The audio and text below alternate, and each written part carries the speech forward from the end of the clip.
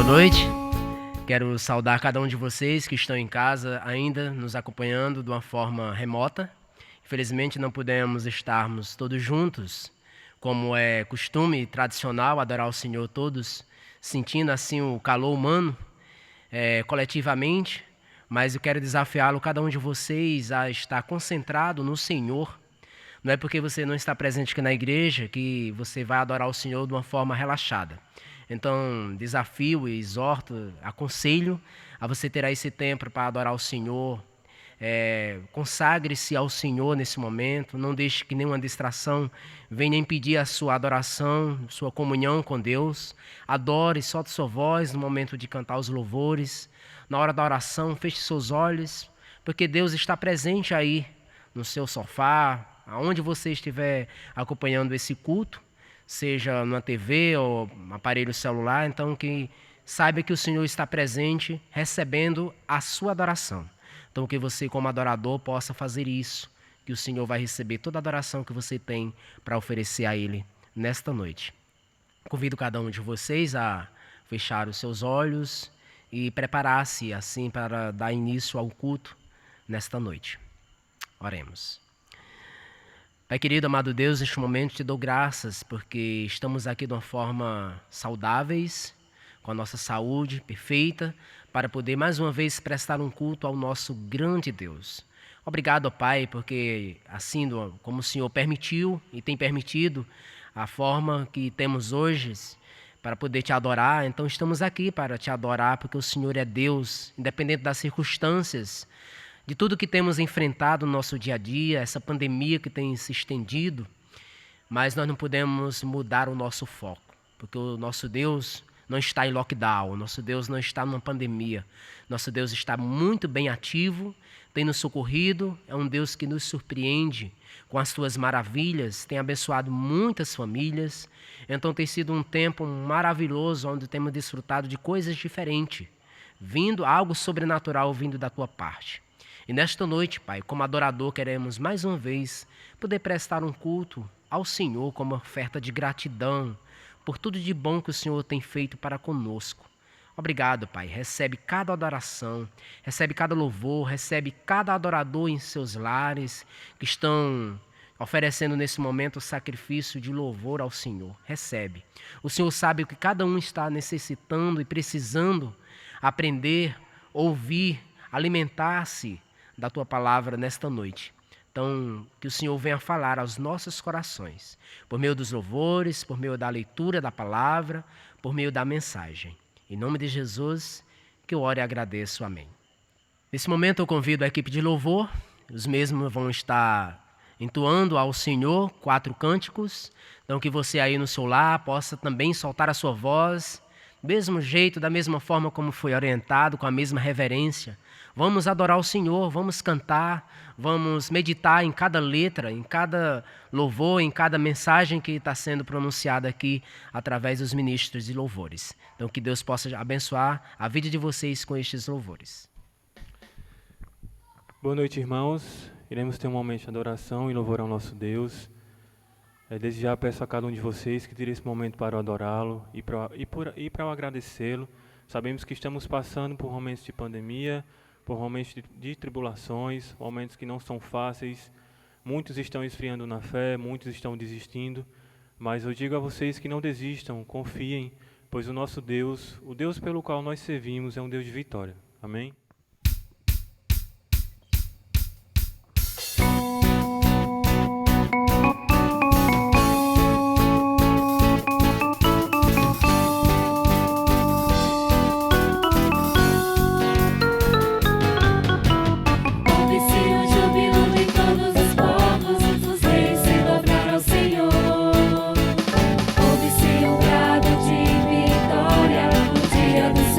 Chegou.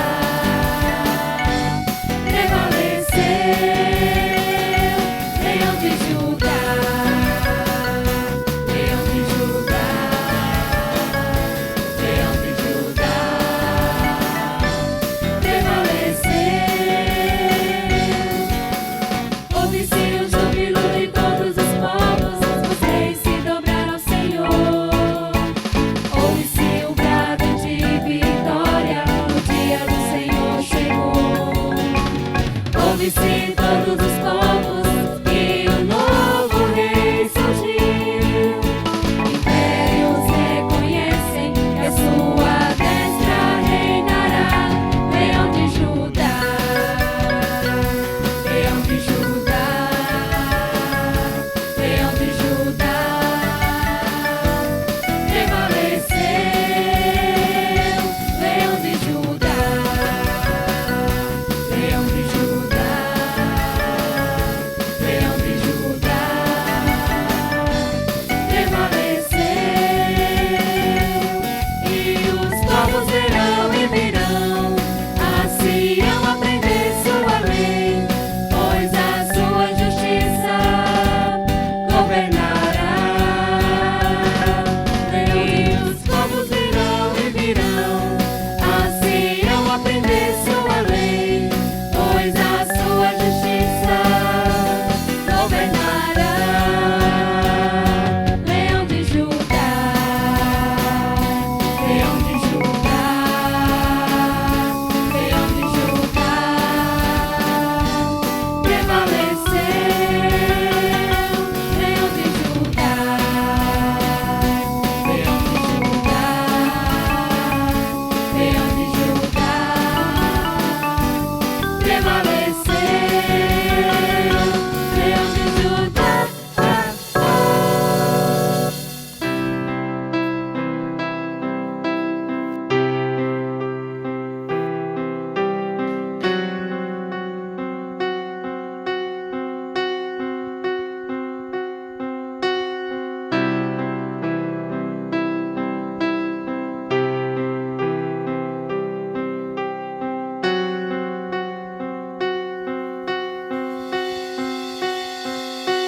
Os reinos se abalam, os povos se curvam, as bocas se abrem, as mãos se levantam para dizer que tu és o rei, para dizer que tu és o Senhor.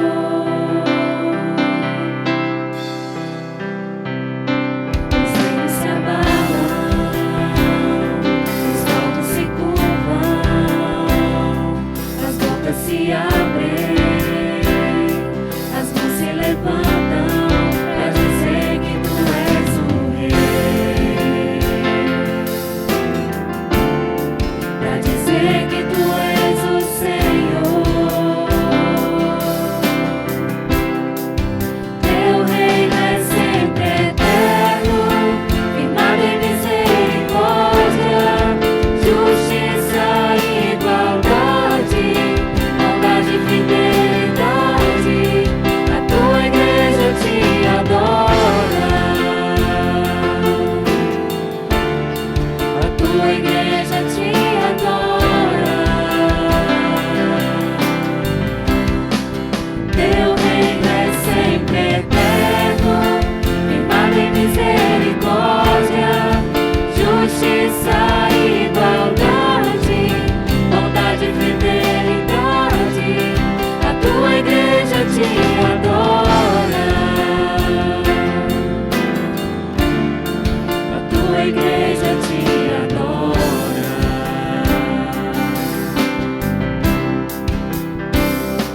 Os reinos se abalam, os povos se curvam, as bocas se abrem, as mãos se levantam para dizer que tu és o rei,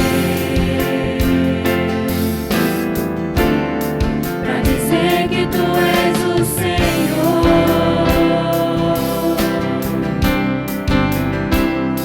Os reinos se abalam, os povos se curvam, as bocas se abrem, as mãos se levantam para dizer que tu és o rei, para dizer que tu és o rei, Para dizer que tu és o Senhor.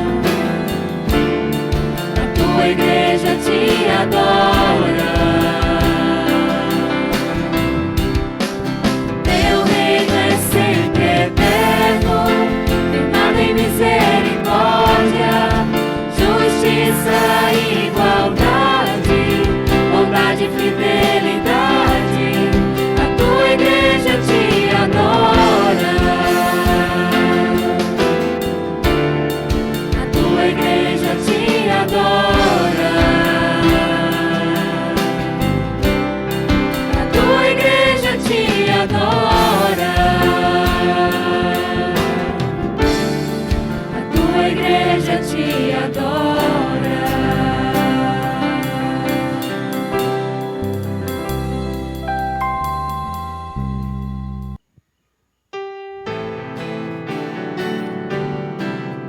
Já refúgio a glória eterna de Jesus, o Rei dos Reis. Breve os reinos deste mundo seguirão as suas leis.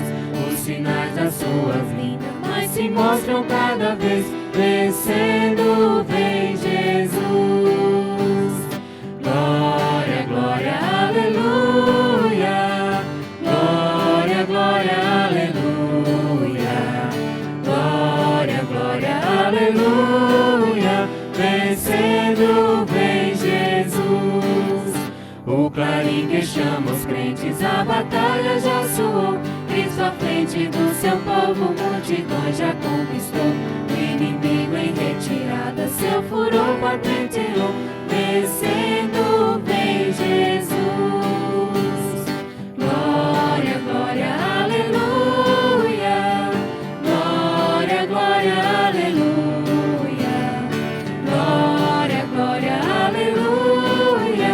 Descendo vem Jesus. Eis que em glória refulgente sobre as nuvens descerá, e as nações e os reis da terra com poder governará. Sim, em paz e santidade toda a terra regerá. Descendo vem Jesus. Glória, glória, aleluia. Glória, glória, aleluia. Glória, glória, aleluia. Descendo vem Jesus. E por fim entronizado as nações há de julgar. Todos grandes e pequenos o juiz hão de encarar. E os remidos triunfantes a musão de cantar. Descendo vem Jesus. Glória, glória, aleluia. Glória, glória, aleluia. Glória, glória, aleluia. Vencendo tem Jesus.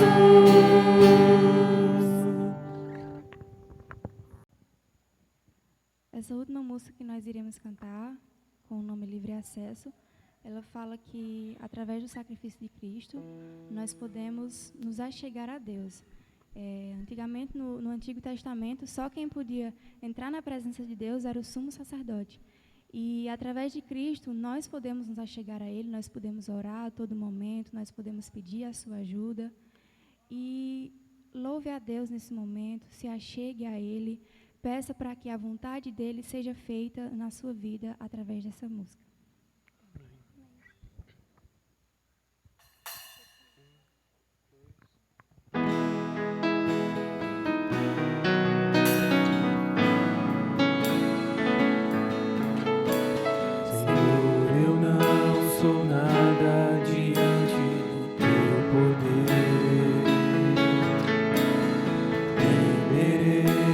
Do teu imenso amor, através do teu Filho tenho livre acesso a ti, e me fez chegar aos teus pés, me humilhar diante de ti. Senhor, eu não sou nada diante do teu poder, merecedor do teu imenso amor.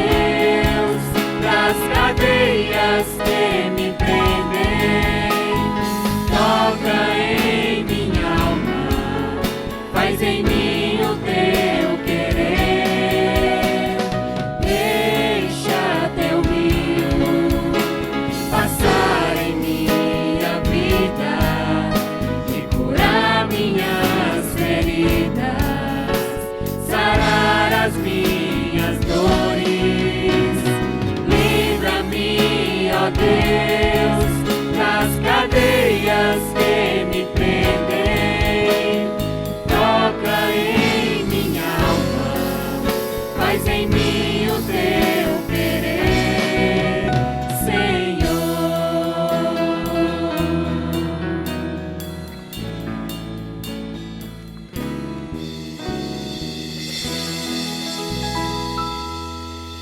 Amém. Convido os irmãos nesse momento a abrir a sua Bíblia no livro de Filipenses, capítulo 2. Filipenses, capítulo 2, estaremos fazendo essa leitura do versículo 1 a 18. Filipenses, capítulo 2, do versículo 1 a 18. Você possa abrir a sua Bíblia e possa acompanhar essa leitura aí de onde você está. Dá um tempo aí para que você possa encontrar e possa estar lendo conosco esses versículos na palavra do Senhor, que se encontra no livro de Filipenses. Diz assim a palavra do nosso Deus: Se há, pois, alguma exortação em Cristo, alguma consolação de amor, alguma comunhão do Espírito, se há entranhados afetos e misericórdia, completai a minha alegria de modo que penseis a mesma coisa, tenhais o mesmo amor, sejais unidos de alma, tendo o mesmo sentimento. Nada façais por partidarismo ou vanglória, mas por humildade, considerando cada um os outros superiores a si mesmo. Não tenha cada um em vista o que é propriamente seu, senão também cada qual o que é dos outros. Tende em vós o mesmo sentimento que houve também em Cristo Jesus, pois ele, subsistindo em forma de Deus, não julgou como usurpação o ser igual a Deus. Antes, a si mesmo se esvaziou, assumindo a forma de servo, tornando-se em semelhança de homens, e reconhecido em figura humana. A si mesmo se humilhou, tornando-se obediente até a morte e morte de cruz. Pelo que também Deus o exaltou sobremaneira, e lhe deu o nome que está acima de todo nome, para que ao nome de Jesus se dobre todo joelho, nos céus, na terra e debaixo da terra, e toda língua confesse que Jesus Cristo é Senhor, para a glória do Pai. Assim, pois, amados meus, como sempre obedecestes, não só na minha presença, porém muito mais agora na minha ausência, desenvolvei a vossa salvação com temor e tremor, porque Deus é quem efetua em vós tanto querer como realizar, segundo a sua boa vontade. Fazei tudo sem murmurações nem contendas, para que vos torneis irrepreensíveis e sinceros, filhos de Deus inculpáveis, no meio de uma geração pervertida e corrupta, na qual resplandeceis como luzeiros no mundo, preservando a palavra da vida, para que, no dia de Cristo, eu me glorie de que não corri em vão, nem me esforcei inutilmente. Entretanto, mesmo que seja eu oferecido por libação sobre o sacrifício e serviço da vossa fé, alegro-me, e com todos vós me congratulo. Assim vós também, pela mesma razão, alegrai-vos e congratulai-vos comigo. Então, um texto muito riquíssimo, momentos antes da morte do apóstolo Paulo. O mesmo ali, sabendo que iria passar pela morte, estava alegre, porque sabia que o seu testemunho iria abençoar muitas vidas, iria salvar muitas vidas, como salvou a minha, como salvou a sua. Então, precisa ter continuidade desse sacrifício, dessa reverência, dessa alegria. Um dia Deus amou o mundo e enviou o seu Filho. Depois vieram quantos servos do Senhor vieram, passaram, deixando um exemplo, como Davi, como o próprio apóstolo Paulo, e eles se alegraram, sabendo que ia passar por dificuldade, sabendo que ia passar até pela morte, alegraram-se no Senhor, e fica a exortação, alegrai-vos também.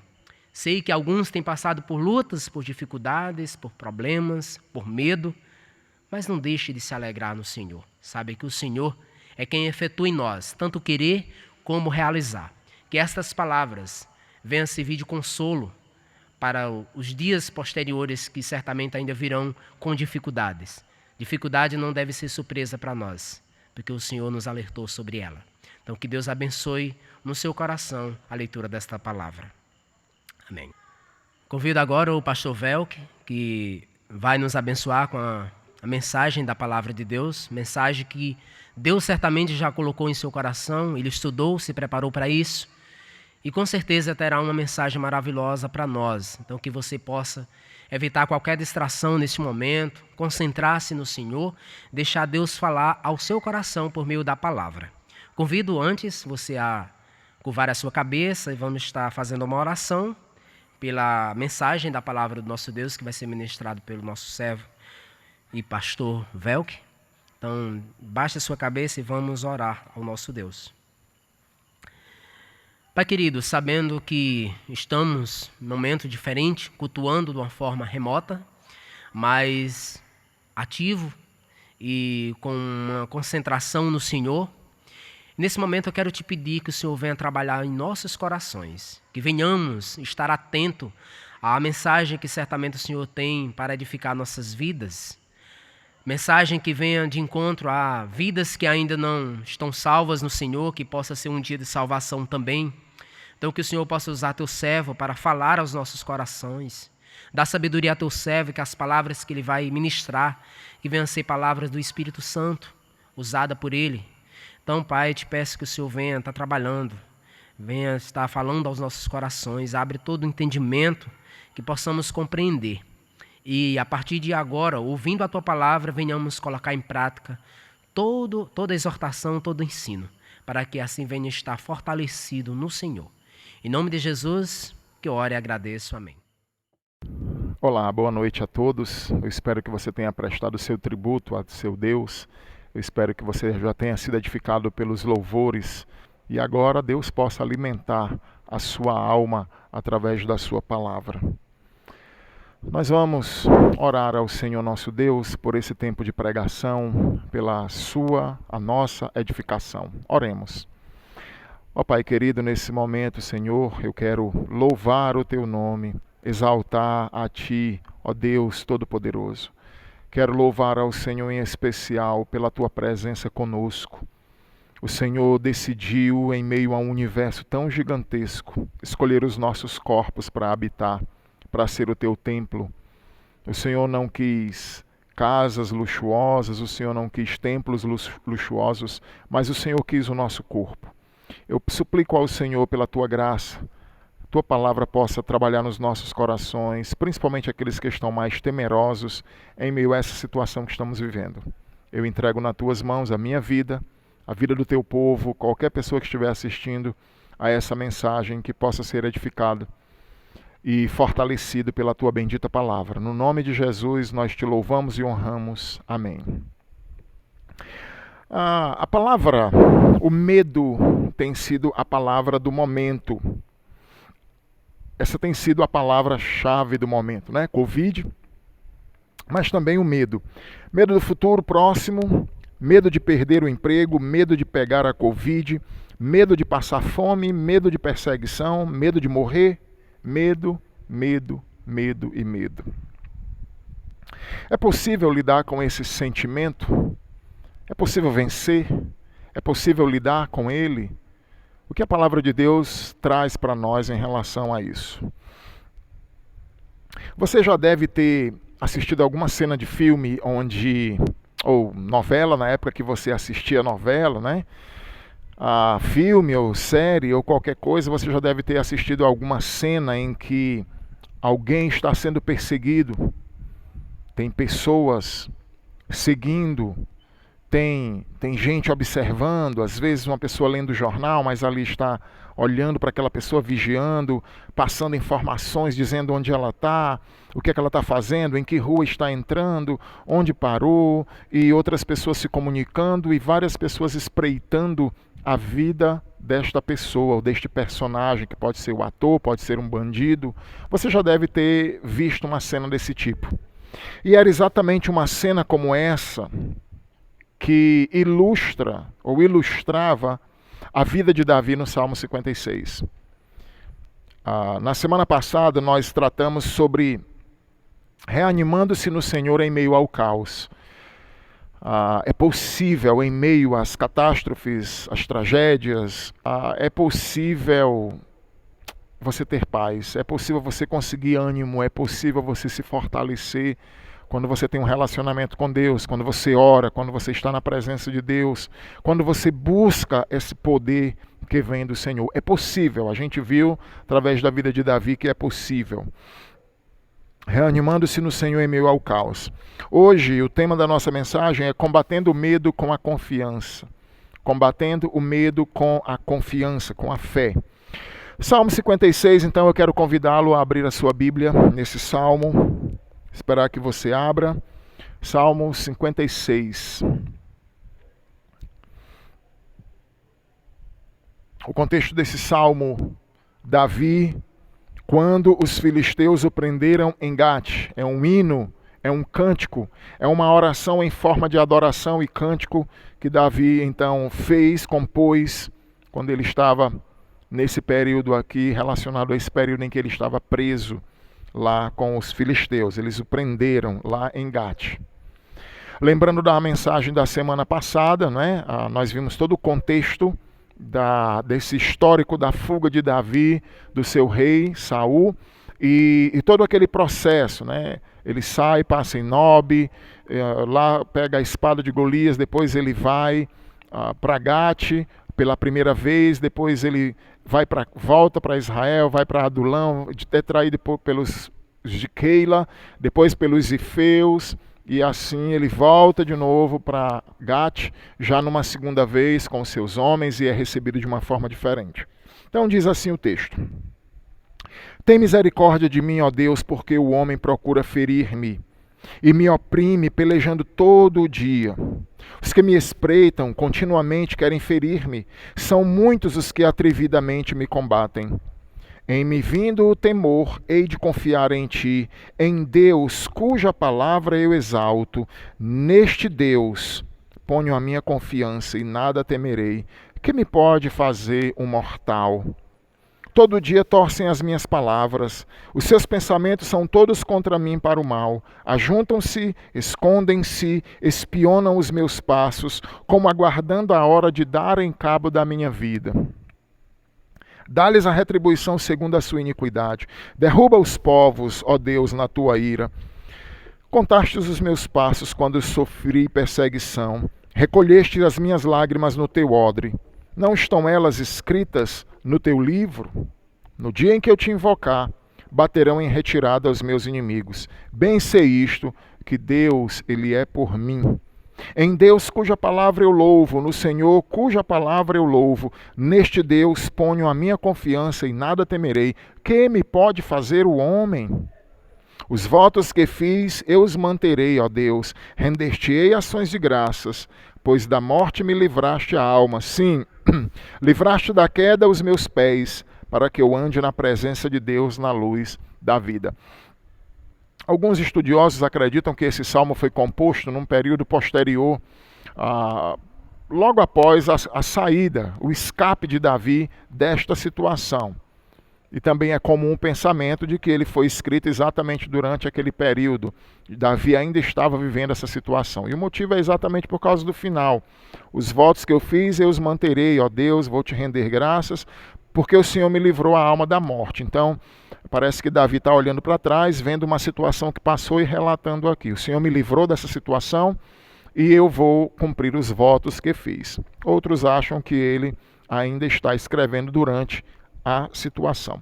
Qual é o contexto aqui? Para a gente entender um pouco melhor, apesar de ter sido feita uma explanação de todo o processo da fuga de Davi na pregação passada, 1 Samuel 21, 10 a 15 diz assim, 10 a 13. Levantou-se Davi naquele dia e fugiu de diante de Saul, e foi a Ax, rei de Gate. Porém, os servos de Ax lhe disseram: Este não é Davi, o rei da sua terra? Não é este que se cantava nas danças, dizendo: Saul feriu seus milhares, porém Davi os seus 10 milhares. Davi guardou estas palavras, considerando-as consigo mesmo, e teve medo de Aques, rei de Gate, pelo que se contrafez diante deles, em cujas mãos se fingia doido. Esgravatava nos postigos das portas e deixava correr saliva pela barba. Então, como eu já expliquei aqui, Davi ele foge do rei Saul, né? Quando Jonatas realmente reconhece que seu pai queria matá-lo, ele foge, vai para Nob, pega pega a espada de Golias e ele então viaja para sai do território de Israel pela primeira vez nessa fuga. Então ele vai para Gate, lá ele encontra o rei Aques, né? E é nessa situação que ele então escreve esse salmo. Na segunda vez, em 1 Samuel 27 a 30, ele já vai numa outra situação, ele já tem 600 homens, ele já é respeitado por Gate, né? por Aques, o rei, ele é admirado por ele, recebe a terra de Ziclag, mas nessa primeira vez Davi estava só, talvez com poucos homens, talvez uns poucos homens, mas ele vai para lá, talvez até tenha ido só, e é essa a situação em que ele se encontra. A situação de Davi, então, os seus inimigos. Qual era a situação de Davi? Qual era a situação dos seus inimigos? Que características são apresentadas nesse salmo? Primeiro, os inimigos de Davi são vorazes. Ele está passando por uma situação muito difícil. O significado dessa palavra, dos seus inimigos, a ideia da palavra é que eles ofegavam ou respiravam a ideia de uma ânsia que é apresentada destes inimigos em relação a Davi. Eles estão atrás deles como um animal por sua presa. Então, os inimigos de Davi são vorazes, mas os inimigos de Davi também são numerosos.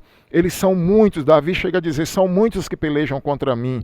Então, Davi tinha muitos inimigos. Saul, seus perseguidores, seus subalternos, o rei Aques, né, o pessoal de Gate, já que Davi, aquela região era a região onde Golias vivia e ele tinha sido morto por Davi.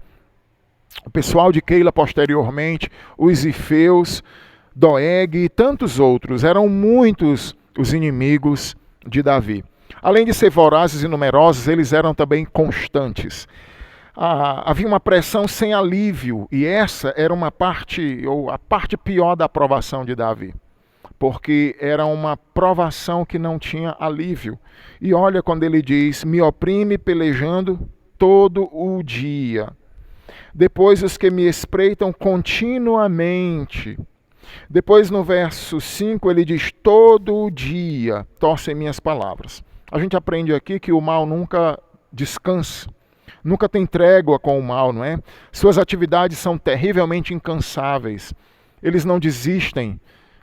Nós temos inimigos espirituais como os demônios, os Satanás, eles não param de tentar nos destruir, nos derrubar, e assim também era Davi.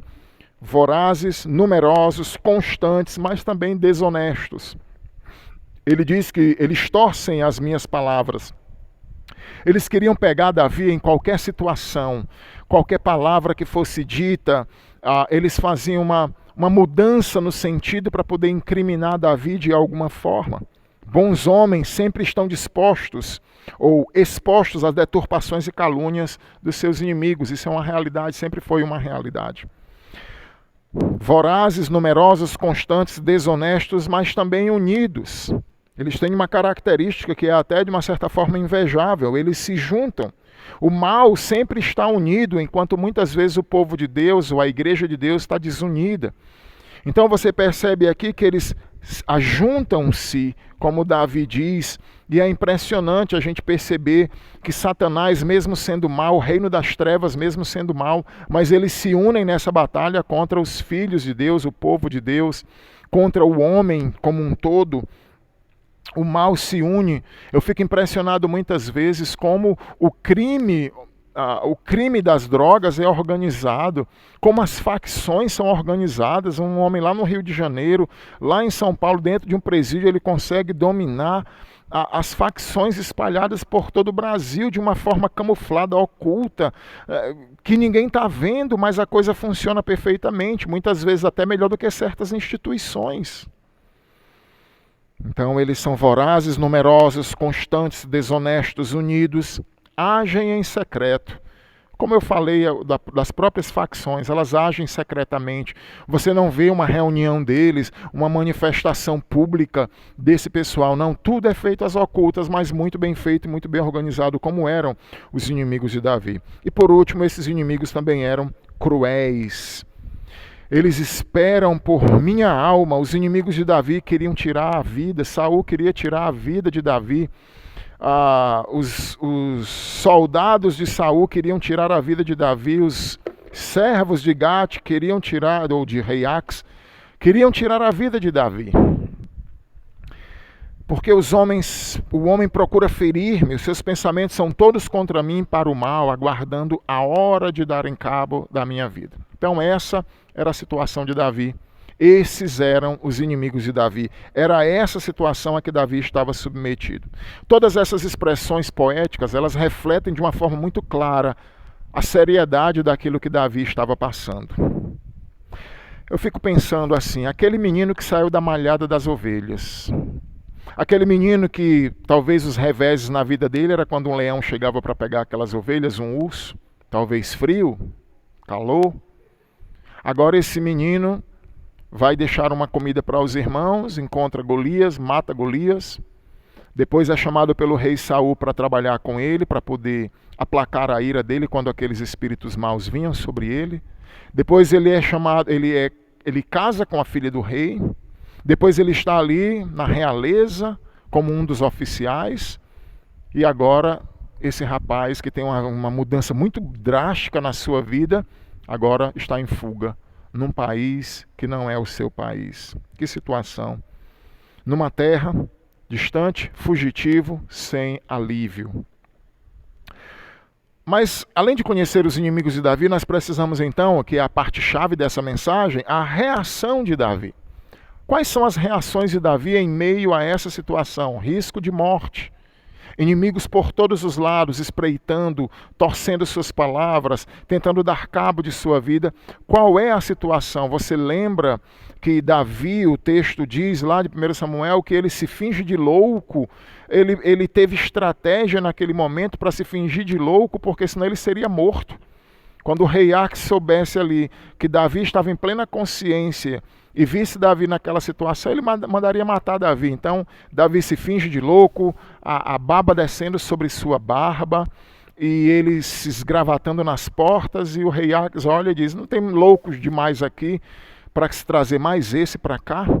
Então, os homens prenderam Davi, levaram Davi, ele se fingiu de louco, mas quais foram as reações dele?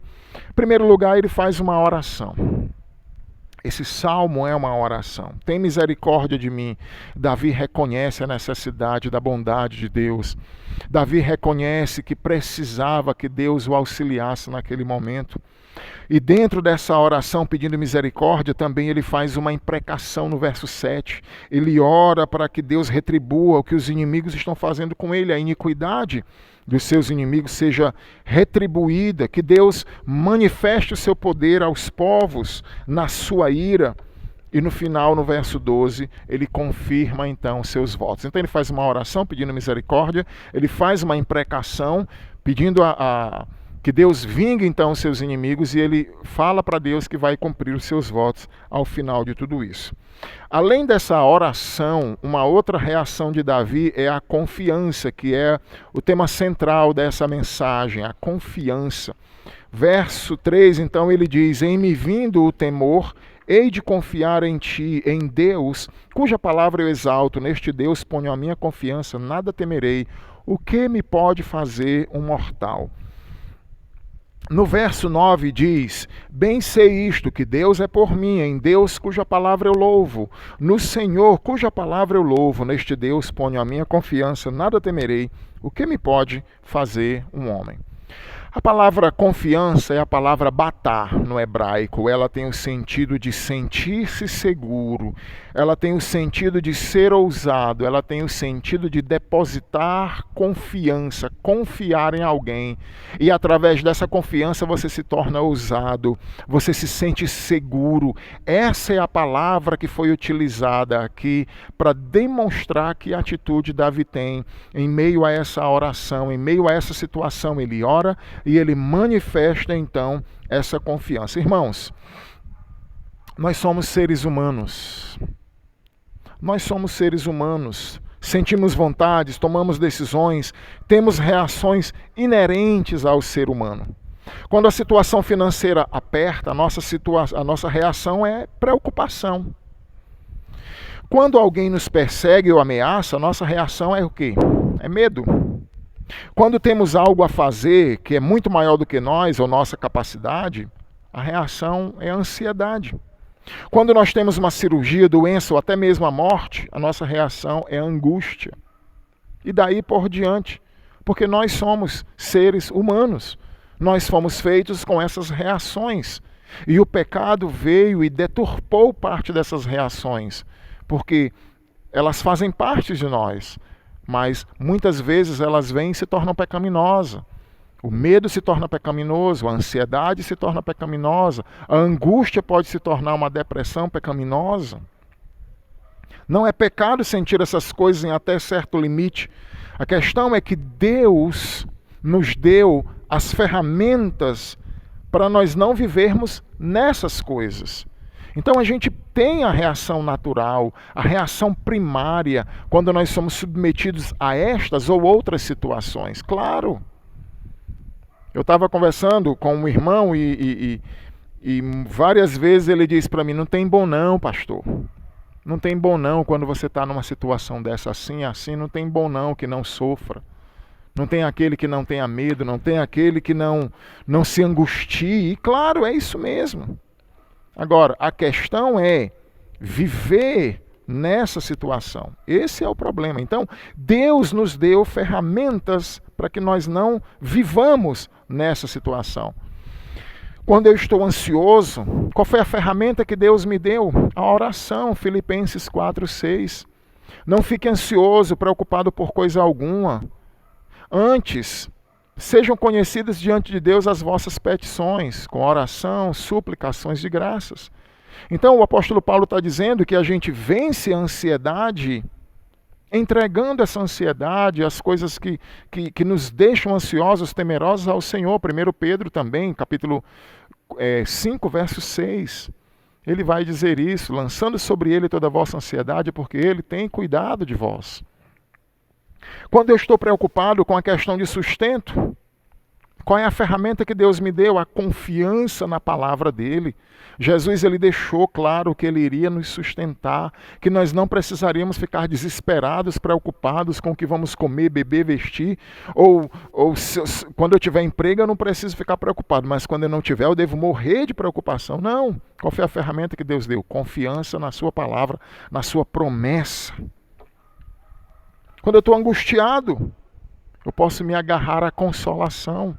Nós temos um Deus que é o Deus de toda a consolação, que nos consola para que através do consolo que nós recebemos dele possamos então investir e apresentar esse consolo a outras pessoas, com o mesmo consolo que nós fomos beneficiados. Então, são ferramentas que Deus nos dá. E esse salmo nos ensina que quando eu estiver com medo, eu posso colocar a minha confiança em Deus. Eu combato o medo com a confiança. Eu combato o medo de morrer, entendendo que a morte é apenas uma passagem para a eternidade. Eu combato o medo de passar fome com a promessa de Cristo. Ele prometeu que iria nos sustentar. Eu combato o medo mesmo até de passar privações ou até mesmo fome, entendendo que eu posso viver com a palavra de Deus. E que se for preciso morrer de fome, eu posso morrer sem precisar ter medo de morrer de fome. Quando eu estou com medo de tantas outras coisas, eu posso colocar a minha confiança no Senhor. Foi isso que Davi fez. Nota que ele não se apresenta aqui como um super-homem, alguém que está alheio, que não sabe o que é sentimento humano. Ele diz, quando o medo me vier, ora, se ele chegar ao ponto de se fingir de louco, como uma estratégia para sobreviver, e claro, Deus usa aquilo, mas ele precisava combater isso na sua mente, porque o medo trava.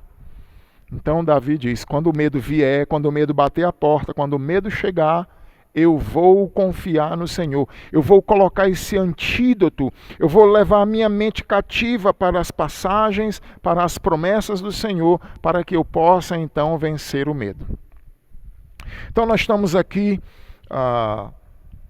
Deus nos dá essas ferramentas e o mundo não conhece. Os psicólogos não conhecem essa ferramenta. O mundo não conhece essa ferramenta ou essas ferramentas. As pessoas vão trabalhar, na psicologia em geral, elas vão trabalhar outros métodos para fazer as pessoas vencerem o medo.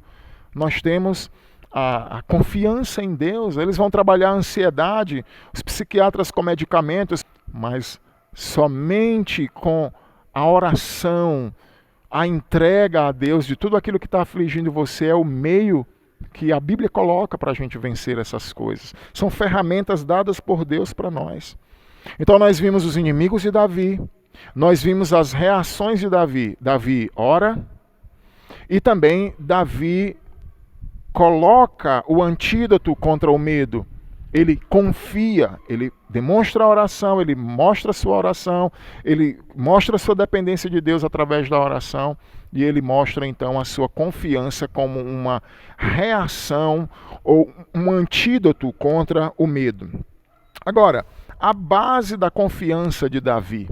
Qual era a base da confiança? Ele vai dizer, neste Deus cuja palavra eu louvo.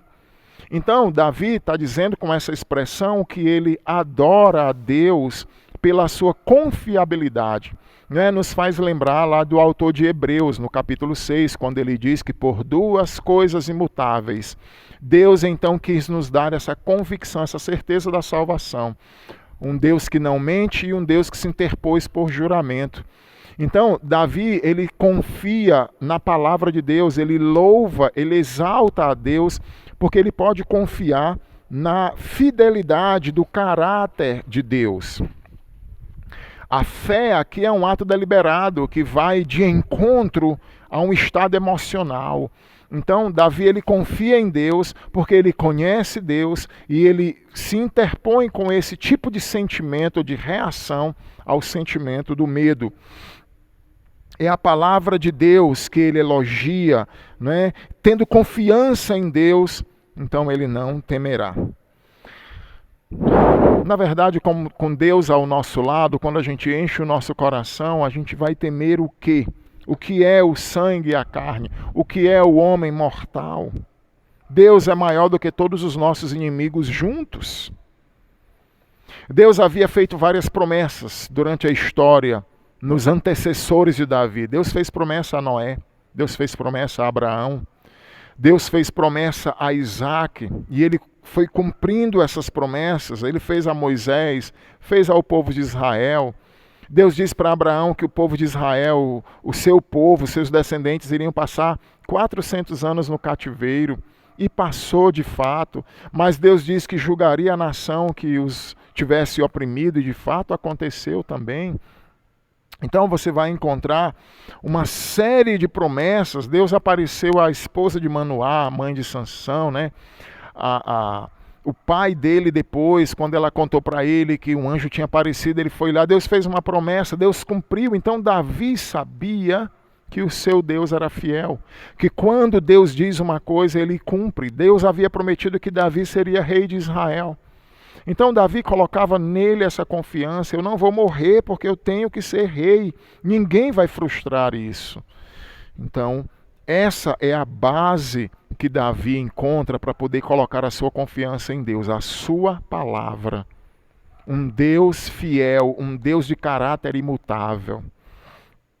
Mas também, além da situação de Davi e os seus inimigos, a reação de Davi, através de uma oração, a sua confiança e a base para essa confiança, a gente viu que a base para isso é a palavra de Deus, mas também Davi entendia que uma outra base para essa confiança é o cuidado de Deus e a sua onipresença.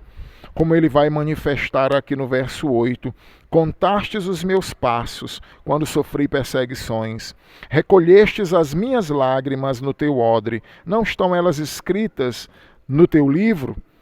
Então, nós temos aqui, tu contastes as minhas andanças, ou as minhas peregrinações, os meus passos. Então, Davi, ele se vê como um peregrino, e essa é a ideia que nós encontramos em vários dos heróis da fé. Hebreus 12 trata muito bem sobre isso. Todos eles se viam como peregrinos na terra, andarilhos, transeuntes. Então, a vida do justo é uma peregrinação espiritual, como era a de Davi. Nós temos aí uma discussão entre alguns teólogos. Alguns acham que entre 8 e 12 andanças de Davi em fugas, não é? Alguns teólogos eles acreditam que foram 8, eles fazem algumas contagens como sendo 8 contagens, e outros teólogos fazem 12 andanças ou mudanças que aconteceram na vida de Davi. E Davi tinha a consciência de que Deus estava sempre com ele. Cada passo que foi dado nessa peregrinação, nessa fuga, Davi sabia que Deus estava com ele. É como se Deus estivesse ali contando, como esses odômetros, né, que contam, esses relógios que marcam os passos. Então, para ele marcar cada passo, ele tem que estar com você no pulso ali. Então, é como se Deus estava, Deus estava com ele em todos aqueles momentos. As mudanças de vida de Davi, que foram inúmeras, entre 8 e 12, de cidade em cidade, chegando até mudar de país, Deus via cada passo que Davi dava. Davi sabia desse cuidado de Deus. Davi sabia dessa onipresença de Deus.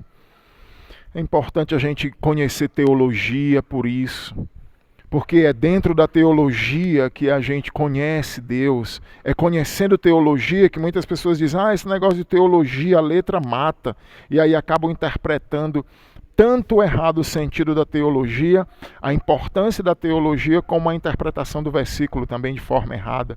Quando a Bíblia diz que a letra mata, não é a letra, o estudo que mata, mas é a lei que mata. A graça e o Espírito trouxe vida. Então, não tem nada a ver com essa questão de letra mata, doutrina, essas igrejas que buscam a doutrina, igrejas frias. Não, você precisa conhecer doutrina para você conhecer o Deus a quem você serve. Você precisa saber que Deus é onipresente. Por que é importante saber que Deus é onisciente, que Deus é todo-poderoso, que Deus é amor, que Deus é justiça, que Deus é espírito, que Deus é santidade?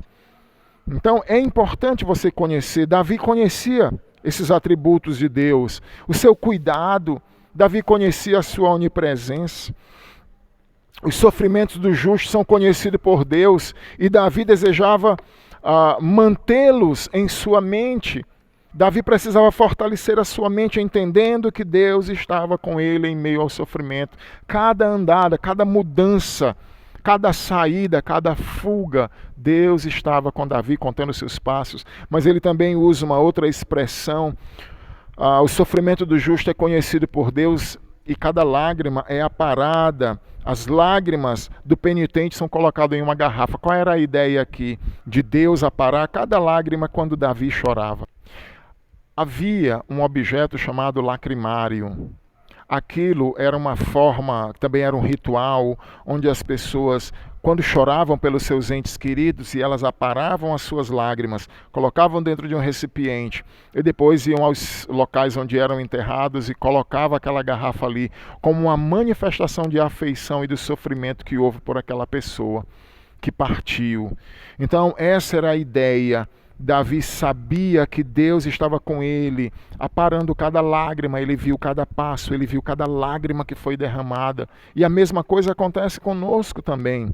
As lágrimas de penitente são colocadas em uma garrafa. Então é a ideia de Deus olhar com compaixão. As lágrimas do justo em seus conflitos espirituais são vistas por Deus.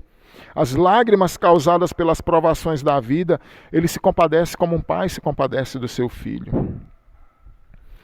Todas as aflições da vida são conhecidas diante de Deus, de uma forma resumida, é isso que esse versículo quer dizer.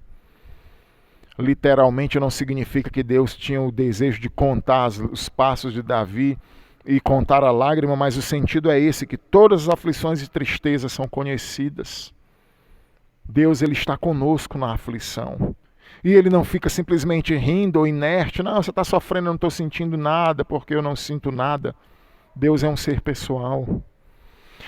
Noites sem sonos e muitas horas passadas em angústia e choro não são gastas em vão nas contas de Deus.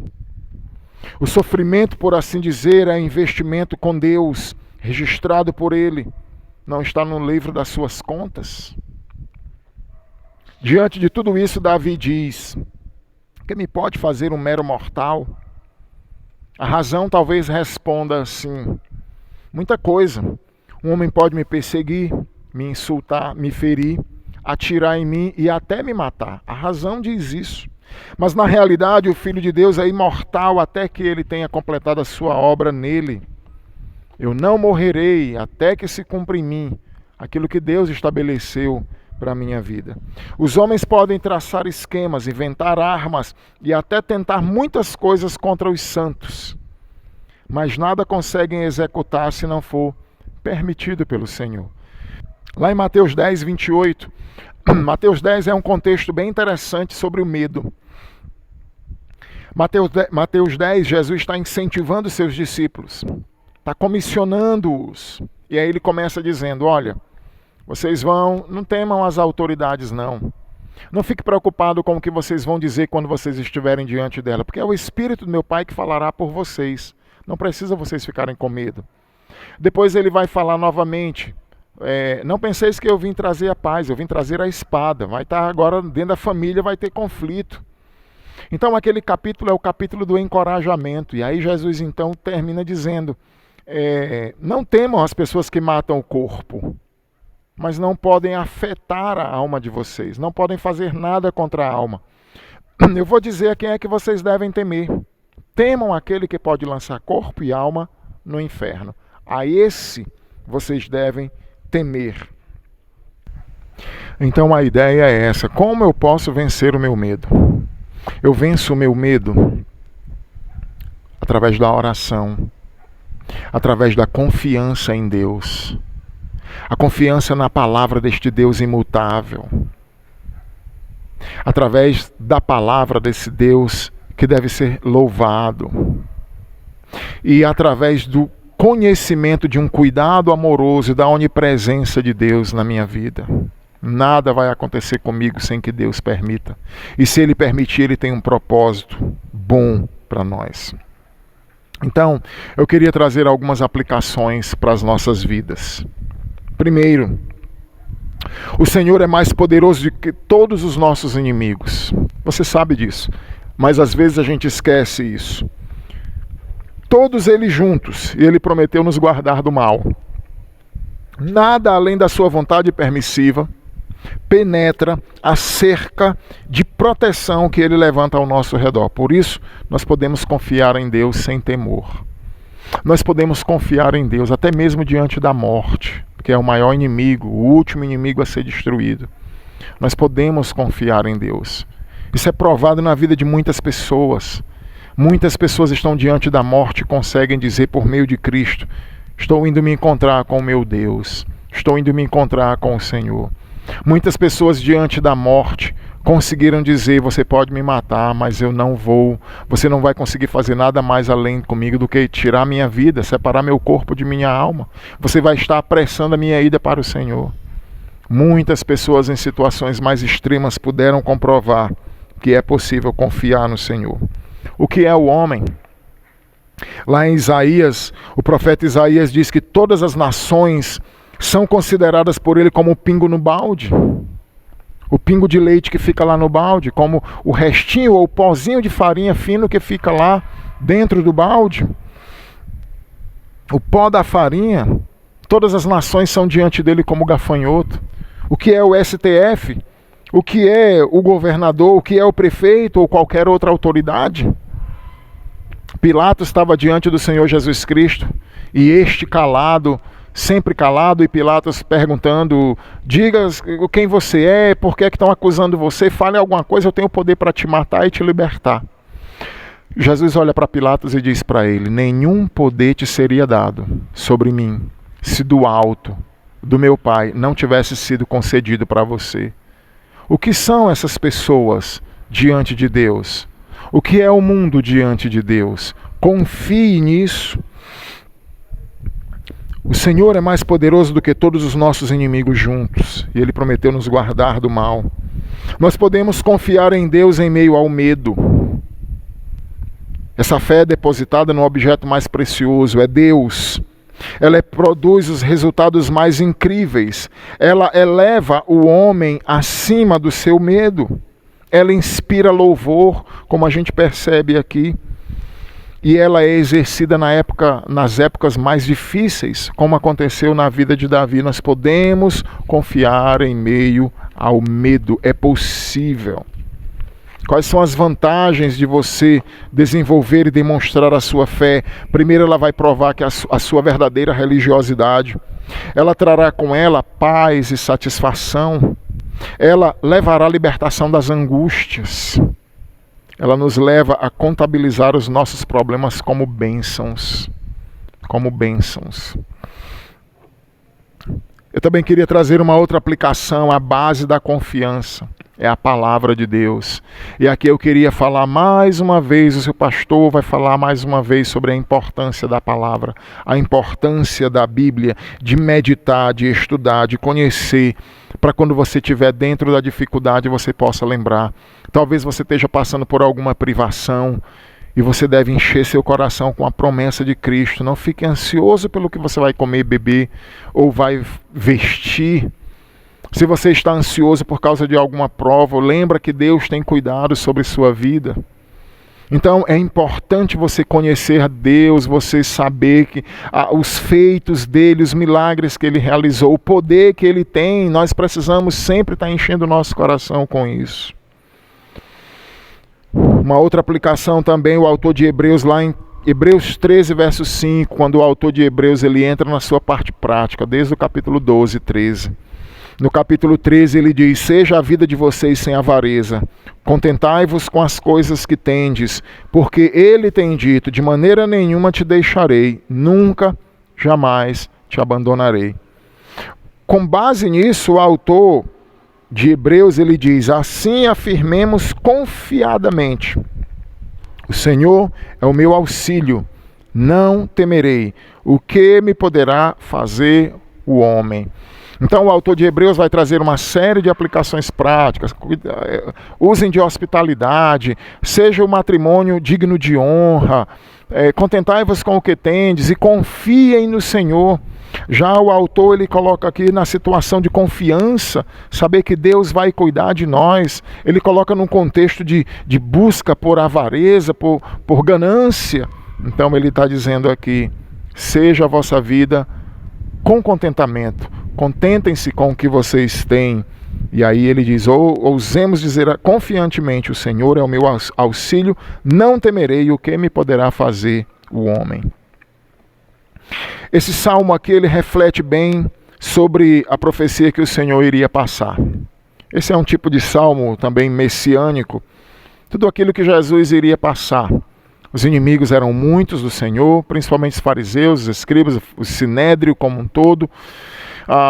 Jesus tinha muitos inimigos, eles ficavam torcendo as palavras. Lembra quando ele disse: destruí ou derrubai esse templo e eu reconstruí-lo-ei 3 dias? E quando foi no seu julgamento eles disseram: eu ouvi ele dizendo que ele iria destruir o templo, alguma coisa, torcendo as palavras do Senhor.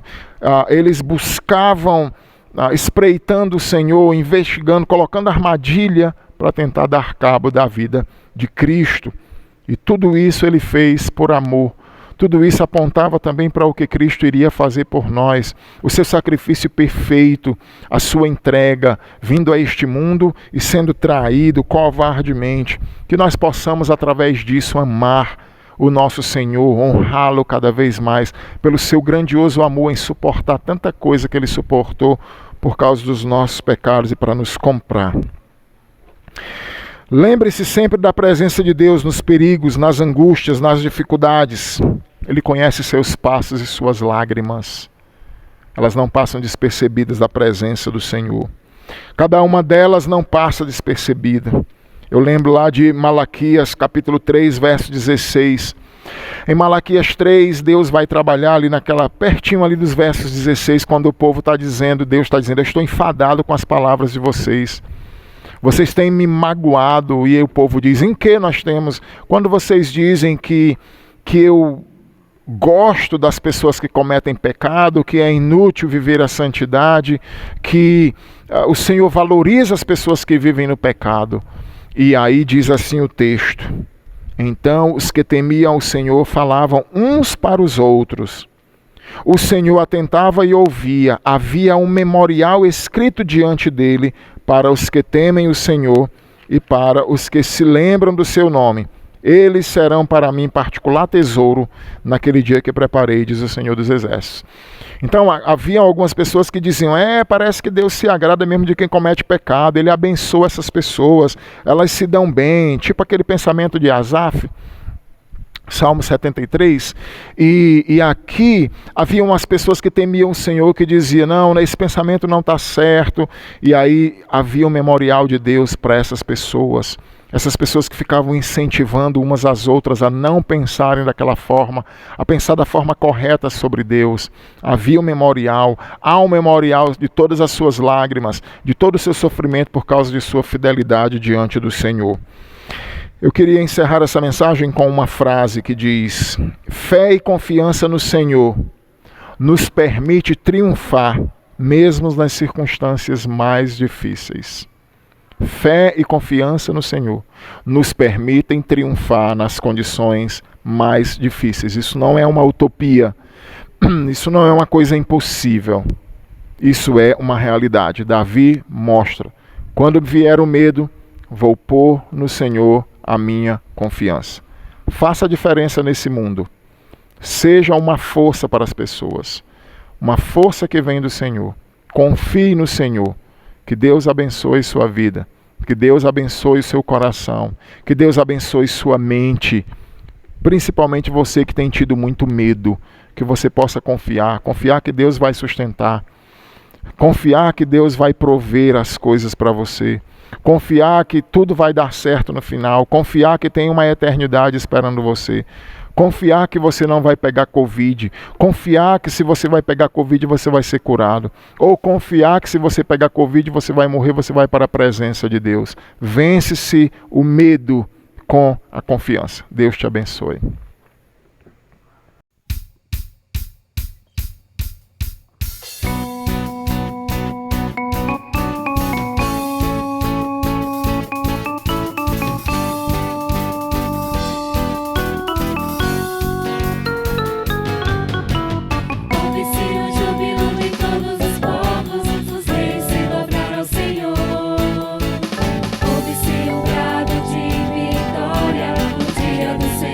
Chegou, ouve-se